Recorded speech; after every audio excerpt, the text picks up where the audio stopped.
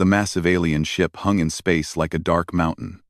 Its hull stretched for miles, covered in weapons that could destroy entire cities. Admiral Kethvar stood on the bridge, his forearms crossed behind his back as he looked at the small blue planet below. "Another primitive world," he said to his second-in-command. "This will be easy."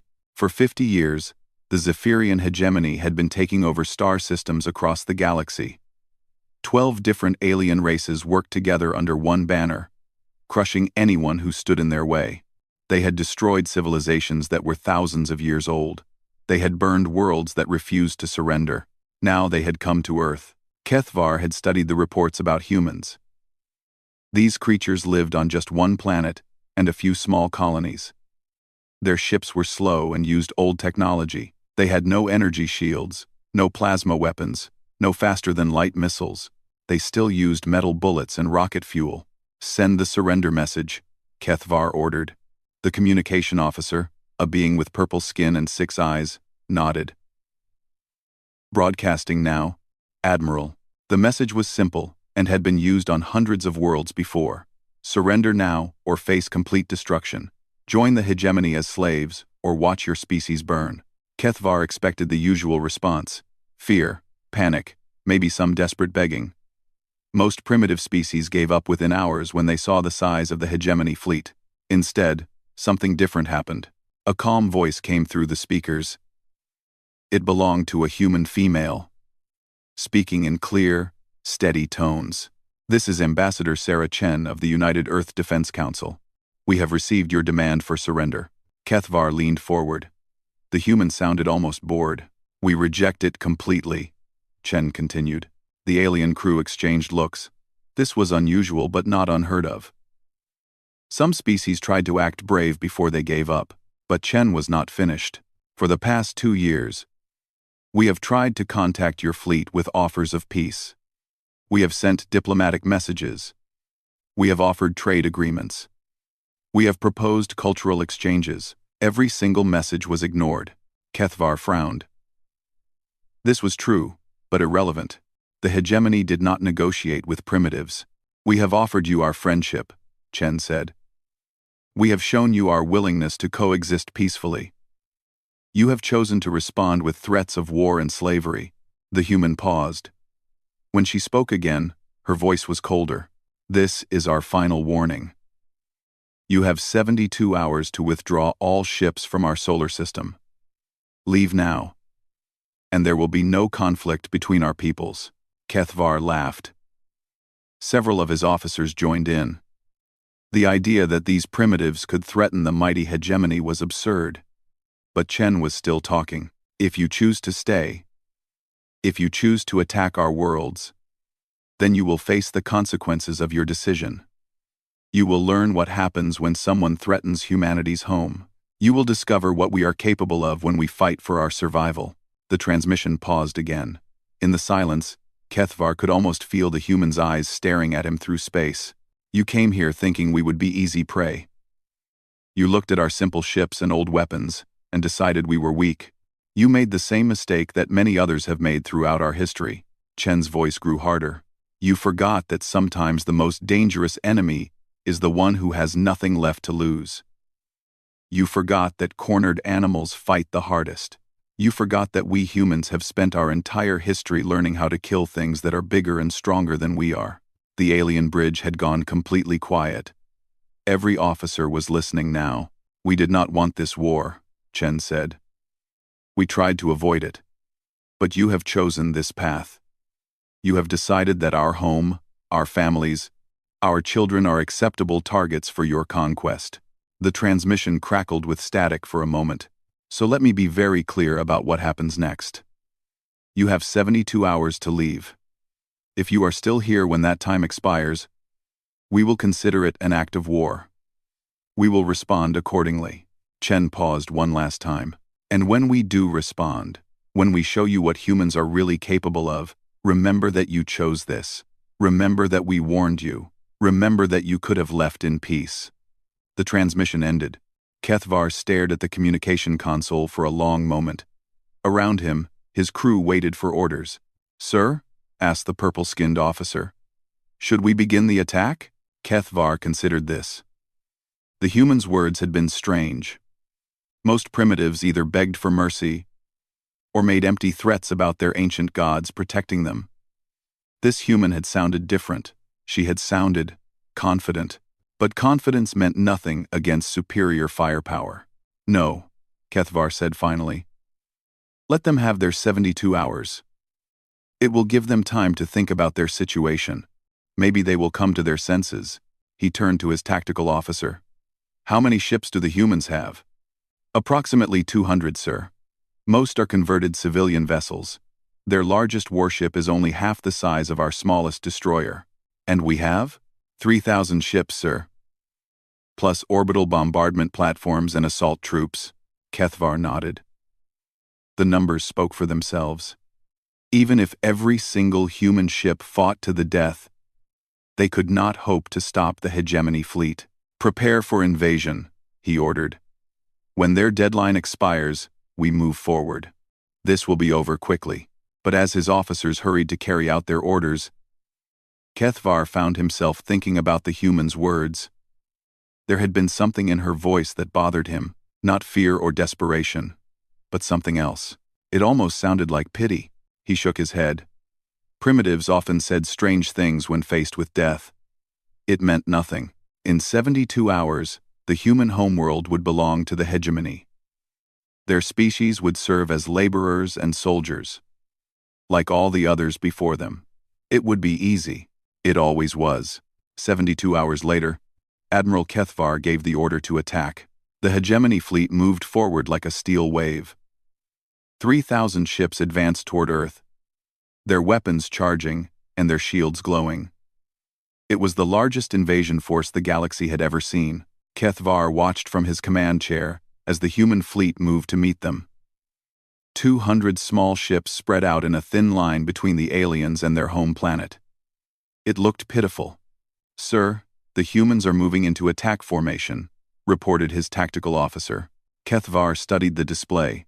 The human ships were arranging themselves in clusters, with the larger vessels in front and smaller ones behind. It was a basic defensive pattern, but it would not help them. Open fire when we reach optimal range, he ordered. But something was wrong.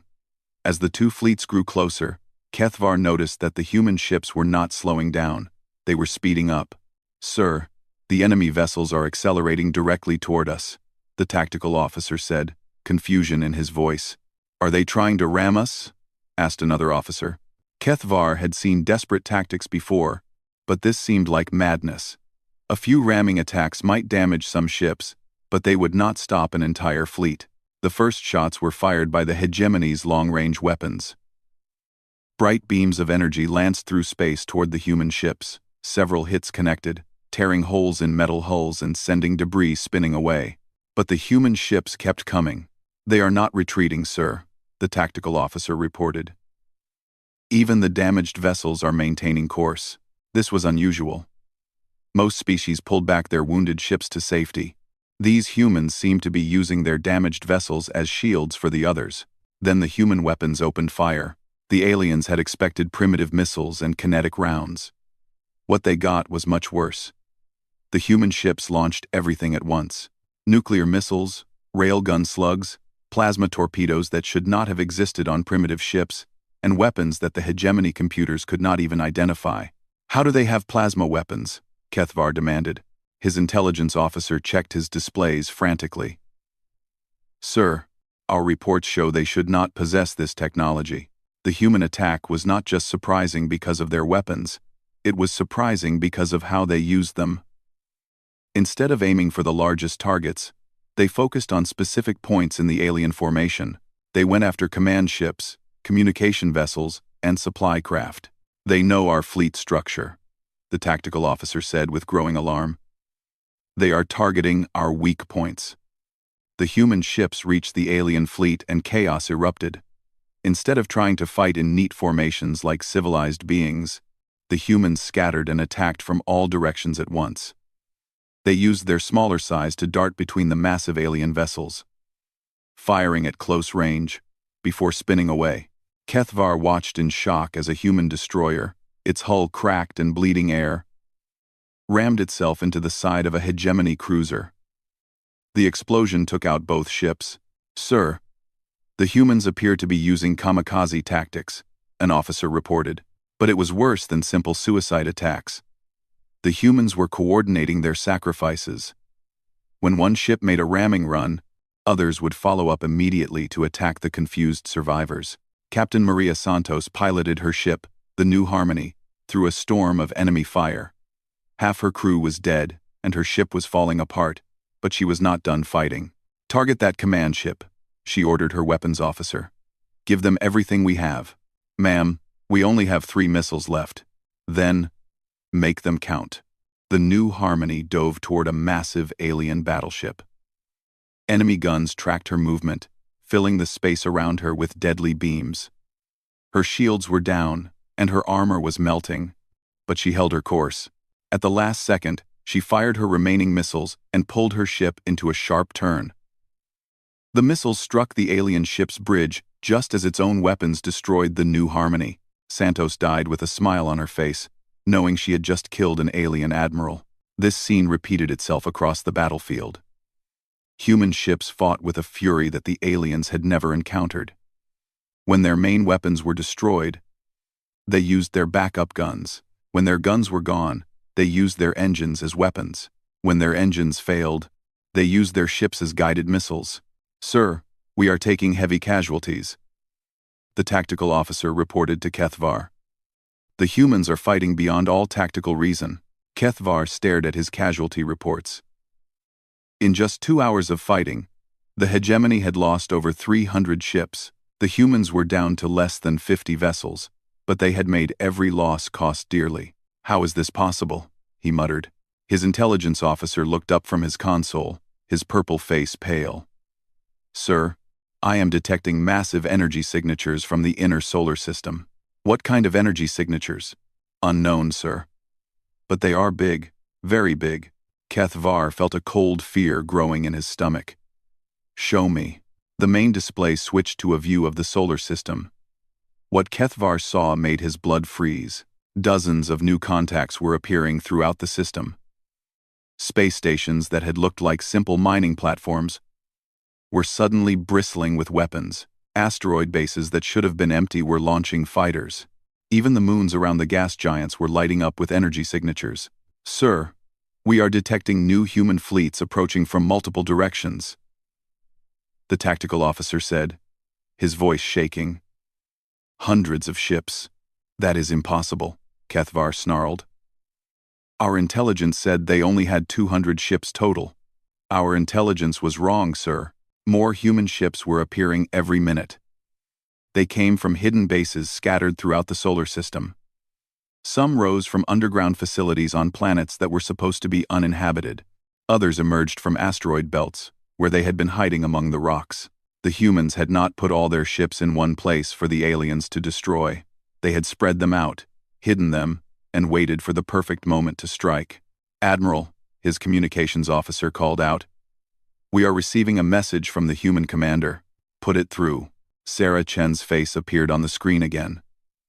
Behind her, Kethvar could see the bridge of a human warship that was clearly much more advanced than their intelligence reports had suggested. "Admiral Kethvar," she said calmly, "I hope you are beginning to understand your situation."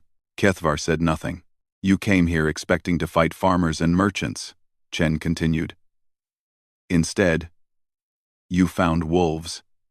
Did you really think we would show you our true strength before the fighting began?" On his tactical display, Kethvar could see that the humans now had numerical superiority. Somehow, impossibly, they had more ships than his invasion force. "This is your last chance to withdraw," Chen said. "Leave now, and we will allow you to go in peace." Kethvar looked around his bridge. His officers were staring at him, waiting for orders. The pride of the hegemony demanded that he fight on, but Chen was not finished. "If you choose to continue this battle, we will show you why humans have never lost a war for survival. We will teach you what happens when you threaten our home." The transmission ended, leaving Kethvar alone with his thoughts and the growing certainty that he had made a terrible mistake. Admiral Kethvar chose to fight. It was the worst decision he had ever made. Within 6 hours of that choice, the true horror of humanity's preparation began to reveal itself. What the hegemony had thought was a simple farming colony on Kepler 442b suddenly transformed into a fortress world that defied all their expectations. Captain Zara Morrison stood in the command center buried 3 miles beneath the planet's surface. Above her, alien ships were bombarding what they thought was the main settlement. In reality, they were attacking empty buildings and fake structures designed to waste their ammunition. "Status report," Morrison ordered. "All decoy targets are performing as expected, Captain," her tactical officer replied. "The aliens have expended 60% of their bombardment missiles on empty buildings." Morrison smiled grimly. "Excellent. Begin Phase 2.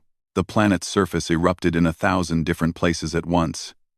What the aliens had thought were mining operations revealed their true purpose. Massive rail guns, hidden in fake mining shafts, rose from the ground and began firing at the ships above. But these were not ordinary weapons.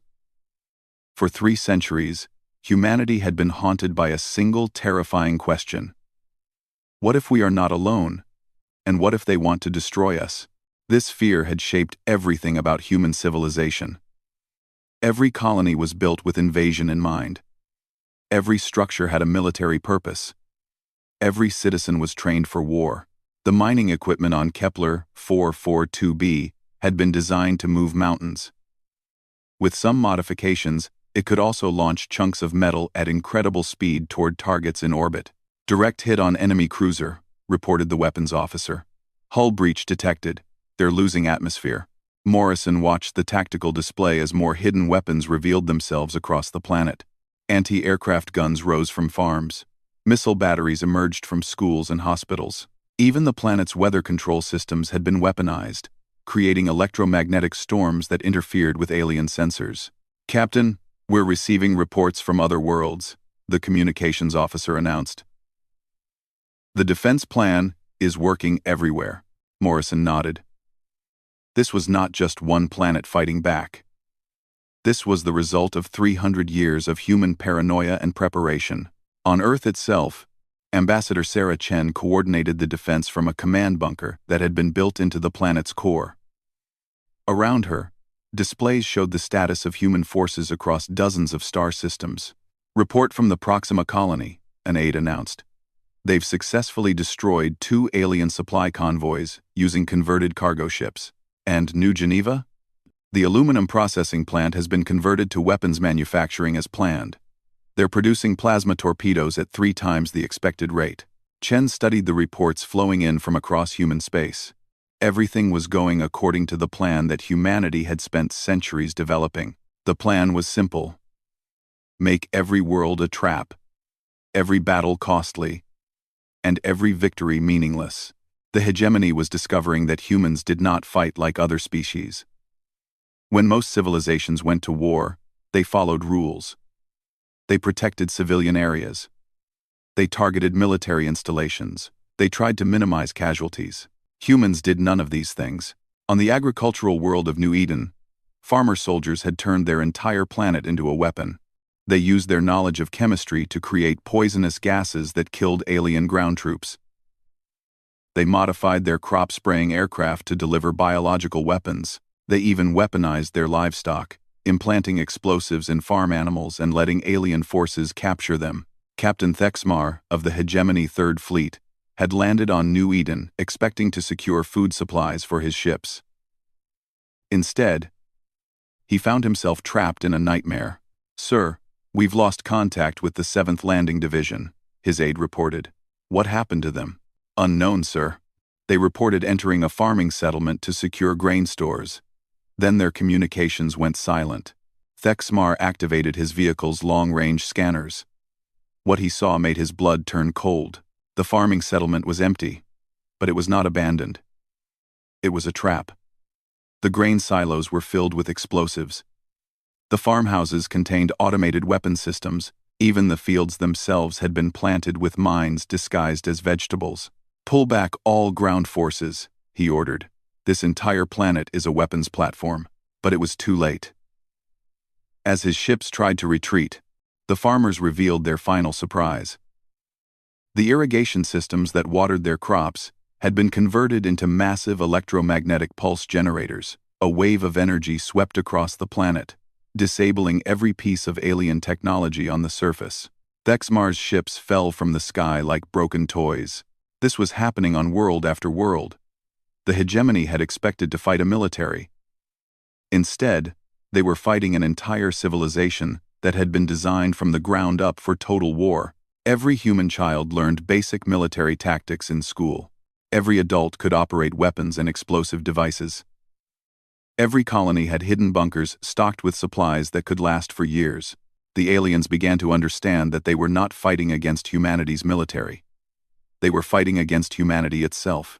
On the research station, Olympus 7, Dr. Elena Rodriguez was putting the finishing touches on her latest creation. The hegemony thought they were attacking a simple scientific facility. They had no idea that for the past 50 years, the station's research had focused entirely on developing new ways to kill alien invaders. "The virus is ready for deployment," she reported to the station commander. "What does it do?" Rodriguez smiled coldly. "It targets the specific brain chemistry of Zephyrian species. It will not harm humans, but it will cause complete neural breakdown in any alien who comes into contact with it. How do we deliver it? Simple. We surrender." The plan was insanely dangerous and perfectly human. The research station would allow itself to be captured. The aliens would take the human prisoners aboard their ships, and then the virus, hidden in the prisoners' clothing, would spread throughout the enemy fleet. "Are you sure about this, Doctor?" the commander asked. Rodriguez thought about her daughter, who lived on Earth. She thought about her grandchildren, who would grow up in slavery if the aliens won. "I'm sure," she said. 3 days later, the entire hegemony Second Fleet was dead, their ships drifting empty through space, while human boarding parties stripped them of useful technology. Admiral Kethvar received these reports with growing horror.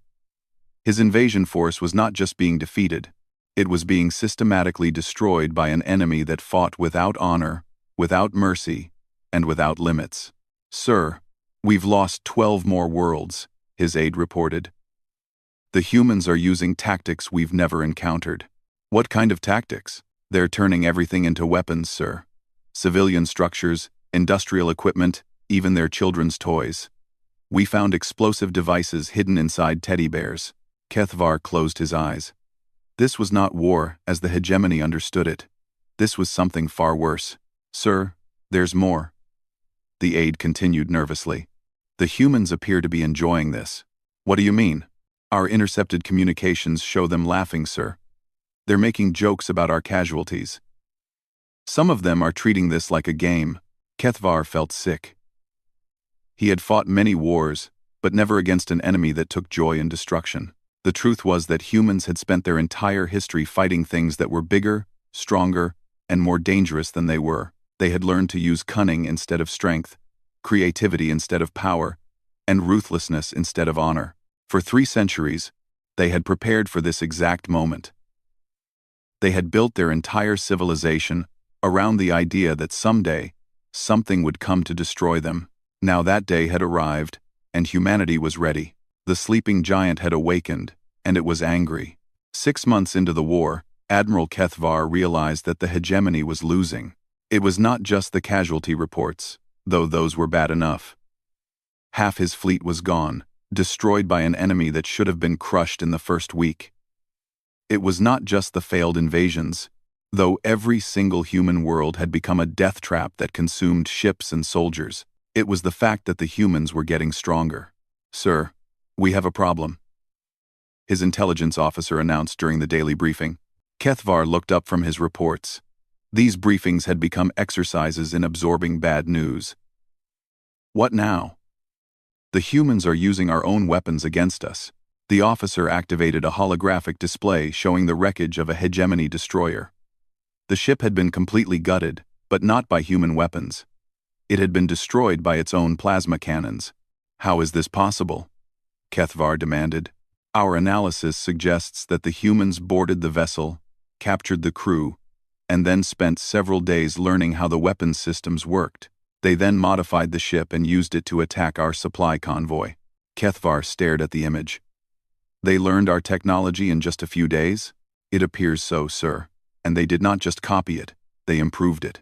This was the nightmare that the hegemony had not anticipated. Humans did not just fight back. They learned from every encounter. Every ship they captured, every weapon they studied, every prisoner they interrogated gave them new knowledge, and they were frighteningly good at using that knowledge. Engineer Sarah Kim worked frantically in the underground laboratory beneath New Tokyo. Around her, a team of human scientists dissected captured alien technology with the focused intensity of surgeons. The energy shield generator is based on quantum field manipulation, she explained to her team. But their design is inefficient. They're wasting 60% of the input energy. Can we fix it? Asked her assistant. Kim smiled. We can do better than fix it. We can weaponize it. This was happening in laboratories across human space. Every piece of alien technology was being taken apart, understood, and rebuilt with human improvements. The aliens had designed their shields to protect against energy weapons. The humans modified them to explode outward when overloaded, turning defensive systems into bombs. The aliens had created faster-than-light communication systems. The humans hacked them and used them to deliver computer viruses that spread across enemy fleets like a plague. The aliens had built weapons that were efficient and reliable. The humans made them more powerful and completely unpredictable. Commander Elena Vasquez stood on the bridge of her converted cargo hauler, the Iron Will. 6 months ago, it had been a simple transport ship carrying supplies between colonies. Now it bristled with weapons that should not have existed. Ma'am, we're approaching the Hegemony Patrol Fleet, her tactical officer reported. Vasquez looked at her ragtag fleet. 15 ships, all of them converted civilian vessels. Cargo haulers turned into missile platforms. Passenger liners converted to electronic warfare ships. Research vessels rebuilt as stealth attack craft. Against them waited 30 hegemony warships, each one designed specifically for battle. All ships. This is Commander Vasquez, she announced over the communication system. Remember, we're not trying to outgun them. We're trying to outthink them. The battle that followed became known as the Miracle of Proxima Station. The human ships did not attack in a straight line like military vessels.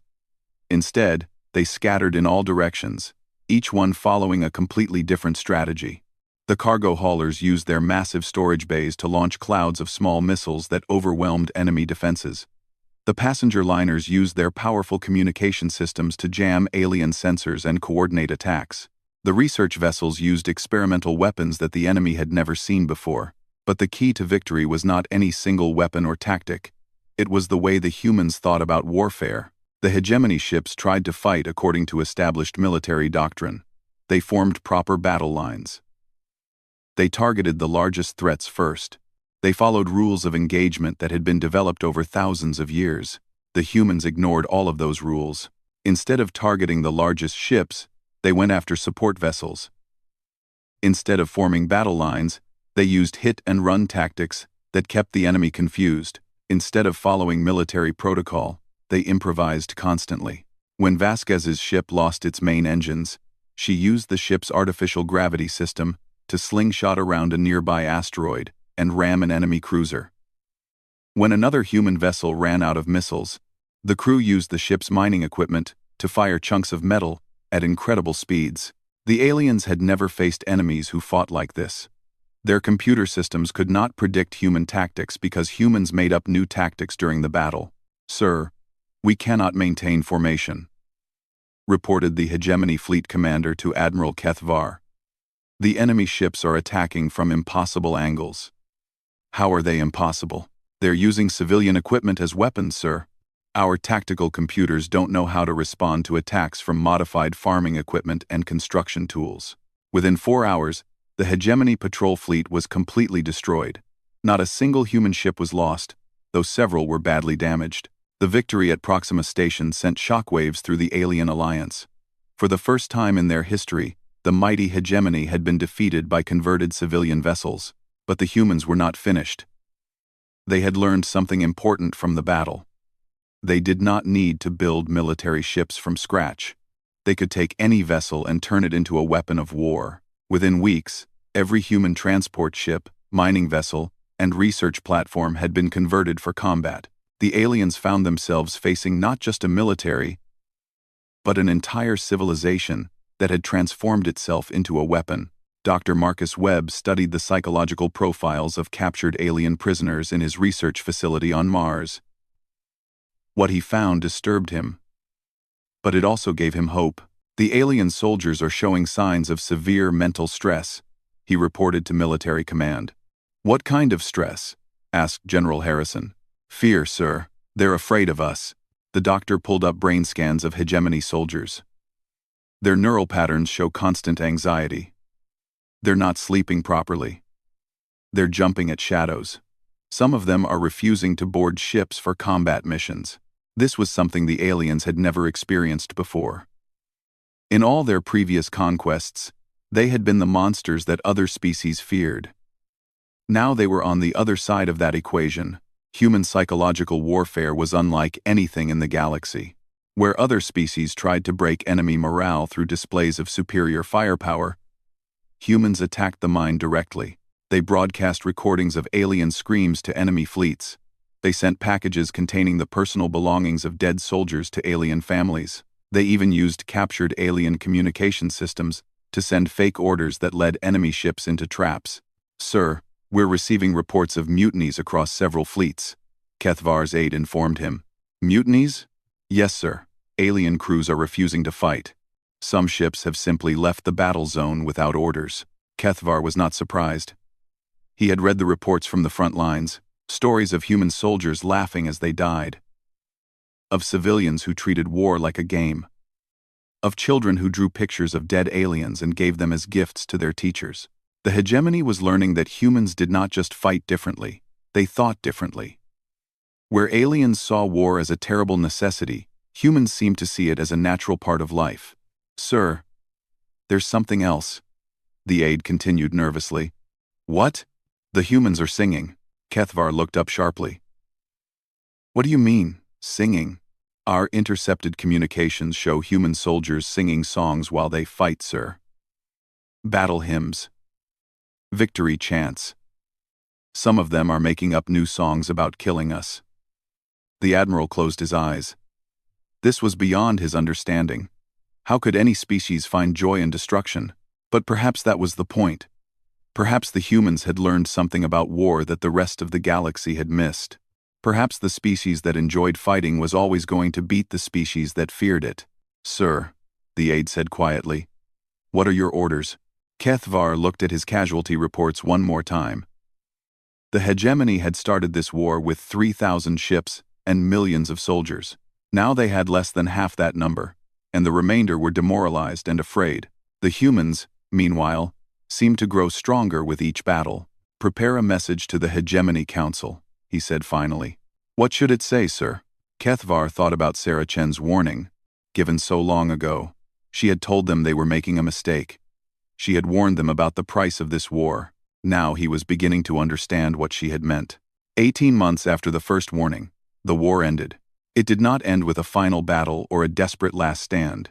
It ended with a simple message transmitted across the galaxy from the Hegemony Council to Ambassador Sarah Chen. We surrender. Chen received the message while standing in the command center beneath Earth's surface. Around her, displays showed the status of human fleets across dozens of star systems.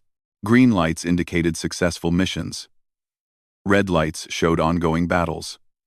Blue lights marked captured alien technology being reverse-engineered. There were far more green and blue lights than red ones. Ma'am, the message is confirmed, her aide reported. Chen nodded slowly. She had expected this moment for months. The alien alliance was falling apart. 3 of the 12 member species had already withdrawn from the war. The others were on the verge of revolt. Where do they want to meet? She asked. Haven 7 Station, ma'am. Neutral territory. Chen smiled without humor. There was no such thing as neutral territory anymore. Every star system in this part of the galaxy had chosen sides. Most had chosen to stay away from the humans. 2 weeks later, Chen sat across from Admiral Kethvar in a conference room aboard Haven 7 station. The alien looked like a broken creature. His once proud uniform was wrinkled and stained. His forearms moved nervously, and he had trouble meeting her eyes. The contrast with their first meeting could not have been greater. 18 months ago, Kethvar had commanded the largest invasion fleet in galactic history. Now he commanded less than 800 ships, many of them barely functional. "Ambassador Chen," he began, his voice hoarse. "The Hegemony Council has authorized me to discuss terms for an immediate ceasefire." Chen leaned back in her chair. "I'm listening. We are prepared to offer significant territorial concessions. The Hegemony will withdraw from all contested systems and recognize human sovereignty over your current holdings." "That's a start," Chen said calmly. "What else?" Kethvar's hands trembled slightly as he consulted his notes. "We can offer technology transfers, full access to our faster-than-light communication systems, our energy shield designs, our medical databases. We already have all of that," Chen pointed out. "We took it from your ships." The alien's shoulders slumped. "Yes, I am aware." Chen studied him for a moment. This creature had once threatened to enslave her entire species. Now he sat before her like a beggar, asking for mercy. "What can you offer us that we don't already have?" she asked. Kethvar was quiet for a long time. When he finally spoke, his voice was barely a whisper. "We can offer our promise never to threaten humanity again." "Your promise?" Chen's voice was ice-cold. "The same promise you made to the people of Zerion Prime before you burned their world? The same promise you made to the Centauri Republic before you enslaved their children?" The alien flinched. We were different then. We did not understand." "Understand what?" "What you are." Chen waited for him to continue. "We thought you were like the others," Kethvar said slowly. "We thought you would surrender when faced with superior numbers. We thought you would beg for mercy. We thought you were just another primitive species that could be easily conquered." He looked up at her, and Chen saw something she had not expected to see in alien eyes: genuine fear. "We were wrong about everything," he whispered. Chen stood up and walked to the window overlooking space. Outside, she could see the human escort fleet that had brought her to this meeting. 50 ships, all of them carrying weapons that had been impossible 18 months ago. "Do you know what the hardest part of this war was for us?" she asked. Kethvar shook his head. "Holding back," Chen said. "Every weapon we used, every tactic we employed, every strategy we implemented, all of it was designed to minimize our own casualties while defeating you as quickly as possible." She turned to face him again. "We could have made this war much worse for you. We could have used biological weapons that would have killed every living thing on your worlds. We could have deployed nanomachine swarms that would have consumed your entire fleet. We could have turned your own planets into weapons and hurled them at your star systems." Kethvar stared at her in horror. "But we chose not to do those things," Chen continued. "Because despite everything you did to us, we still hoped that someday we could coexist peacefully." The alien was trembling now. "The question is," Chen said, sitting back down, "have you learned enough from this experience to honor a real peace?" Kethvar nodded frantically. Yes. Yes. We have learned. The Council has voted to dissolve the hegemony. Each species will return to its own territory. There will be no more conquests." "Good," Chen said. "But that's not enough." She activated a holographic display showing a map of the galaxy. "From now on, any species that threatens human space will face the same response you received. Any attack on human colonies will be considered an act of war against our entire civilization." Chen highlighted several star systems in red. "These systems are now under human protection. Any species living there has our guarantee that they will never face invasion or conquest." Kethvar looked at the map in shock. The humans were claiming responsibility for defending dozens of smaller civilizations. "You cannot protect everyone," he protested. Chen smiled. It was not a pleasant smile. "Admiral, 18 months ago you attacked us with 3,000 ships. Today, we have over 5,000 ships operational, with more being built every day. We have weapons you've never imagined, and tactics you've never encountered. She leaned forward. And most importantly, we have something that your species lacks. We actually enjoy fighting. The truth of this statement hung in the air between them. Throughout the war, human soldiers had fought with the enthusiasm that had terrified their enemies. They had sung songs while killing aliens. They had celebrated victories with parties that could be heard across star systems. They had treated the deadliest war in galactic history like it was the most fun they had ever had. We learned something important about ourselves during this conflict, Chen continued. We learned that we are very, very good at destroying things. The question now is whether the galaxy wants us to keep practicing that skill. Kethvar understood the threat. Humanity was not just offering peace. They were offering protection to their allies and destruction to their enemies. What do you want from us? He asked. Simple, Chen replied. We want you to spread the word. We want every species in the galaxy to know what happened here. We want them to know that humans tried to offer friendship first. She stood up again. We want them to know that when friendship was rejected, we offered war instead.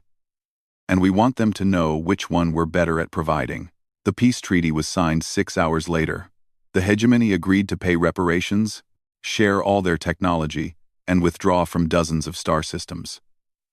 More importantly, they agreed to serve as ambassadors for humanity, spreading the story of the war across the galaxy. Within months, requests for diplomatic contact began arriving from civilizations throughout known space. Species that had never heard of humanity suddenly wanted to establish trade agreements and mutual defense pacts. The message was clear. It was much better to be humanity's friend than their enemy. Chen returned to Earth to find her world transformed. The planet that had been a simple backwater 18 months earlier was now the capital of a growing interstellar alliance. Ships from dozens of species filled the orbital stations, all seeking human protection or partnership. In her private office, Chen looked out at the stars and reflected on what they had accomplished. Humanity had survived its first contact with hostile aliens. More than that, they had thrived, but she also understood the price of their victory. The galaxy now knew what humans were capable of when threatened. They had revealed their true nature as warriors and conquerors. There would be other wars. Other species would test humanity's strength. Other conflicts would arise, but Chen was not worried. Humanity had spent 3 centuries preparing for the day when someone would threaten their home. Now, they were prepared for the day when they might need to threaten someone else's. A message arrived on her desk from the outer colonies. New alien contact. Another species requesting diplomatic relations. Another potential friend or enemy. Chen smiled and began drafting her response. After all, humans had warned the galaxy about the price of choosing war over friendship. Now it was time to show them the benefits of making the right choice. The universe was full of possibilities, and humanity was ready to explore all of them, one way or another.